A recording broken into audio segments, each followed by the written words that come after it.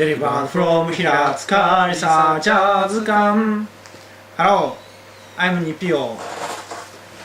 Let's start the Researchers Kan. In this program, I introduce you researchers in various fields from all over the universe every day. Today's researcher is Dr. Nakano. Hello, my name is Junta NAKANO from Tokai University. I'm glad to see you, Dr. Nakano. Thank you for having me. Okay, Dr. Nakano's key phrase are these three. Okay. First key phrase is adaptive model of thermal comfort. Would you explain this key phrase? Okay. The field of my study is architectural environment, and it is also called indoor climate. And my specific research area is called thermal comfort. And what we do is we find the best thermal environment for people to stay comfortable inside a building. And a lot of studies were done in 1970s, and as a result we now have several thermal indices such as PMV and SCT star. And those indices are used today to design air conditioning systems. That's why we are very comfortable inside air conditioned spaces. But the problem is that people rely too much on air conditioning today, and one of the main cause of energy use in buildings is air conditioning. And in order to avoid that, the key issue is called adaptation. Adaptation. Okay, what do you mean by adaptation? Well, adaptation, there are three types of adaptation of thermal comfort. One is behavioral adaptation, and that's when you take off your jacket or take off your time when it's hot or when you open a window. Those actions are called behavioral adaptation. And the second one is called physiological adaptation, and that's when your body mechanisms change and when you're exposed to very hot or very cold environments. But that adaptation is unlikely to happen in regular buildings in a mild climate. Yes. And the third one is called psychological adaptation. Psychological. And that is assumed to be the most powerful but most unknown form of adaptation. For example, if you stay in a hotel and you paid 50,000 yen per night. Very expensive. Very expensive. And would you expect the same environment in that room and also compared to your room in your house? I don't think so. And that is because you have higher expectation for the hotel room. So if you have high expectations, that is going to cause very larger discomfort. How do you study adaptation? Okay, we did a field survey in an air-conditioned atrium. Atrium is a very large glass architecture. And also in a place where it is not air-conditioned,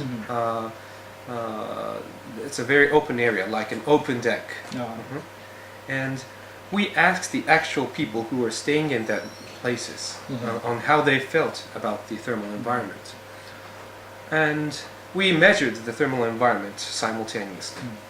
And from the statistical analysis, we found that people in air-conditioned atrium could accept the temperature range 2 times wider than regular indoor temperature range. And in open areas closer to outdoors, people could accept 3 times wider. 3 times? Yes. So if people do not rely too much on air conditioning, people would adapt themselves to the actual environment. That's very interesting results. Yes. How do you apply the results to actual buildings? Okay. Now we are doing a survey in train stations. Train stations are very large, and many people come to train stations. But today there are lots of shops in train stations, and people spend longer time inside the station. So comfort has become a very important issue, and in order for people to stay comfortable inside train stations, Air conditioning is not a good idea because it's very open to outdoors. So we're doing a similar survey in train stations to find what is the best condition of comfort in train stations. Oh, okay. Well, let's move to next key phrase. Next key phrase, yeah. The second key phrase is getting back to the origin of architecture. Could you explain this key phrase? Okay. Originally, architecture has solved the environmental problems by its shape or its form. Yeah. For example, Brise Soleil, they're designed to introduce sunlight in winter, but shut down this sun ray during summer. And also in Mediterranean houses, many of the houses are painted white. That is to reflect the very severe sunlight. So the shape had the function to control the environment. How about the building today? Well, the buildings today rely too much on air conditioning, and I think that is the very big problem now, and that is why we have energy problems today. Yeah, I live in old Japanese house. Old Japanese house, yes. Very comfortable. Yes, but you have to adapt yourself to live comfortably in the environment. I see. But people have the ability to do that, so that is why I'm studying this topic. Okay. Then let's move to next key phrase. Third key phrase is bicycle. Bicycle. Okay. Could you explain this key phrase? Okay, this is my hobby. I like riding mountain bikes, and I used to run around in mountains, but now I don't have much time, so I run mainly in the cities. But yes, I like riding bicycles. Okay. You have a Cannondale bike. Yes, I have a Canon. That's American mountain bike. Yes. I have a Cannondale bike too. Oh, really? Yes. Very good bike. Yes. Okay.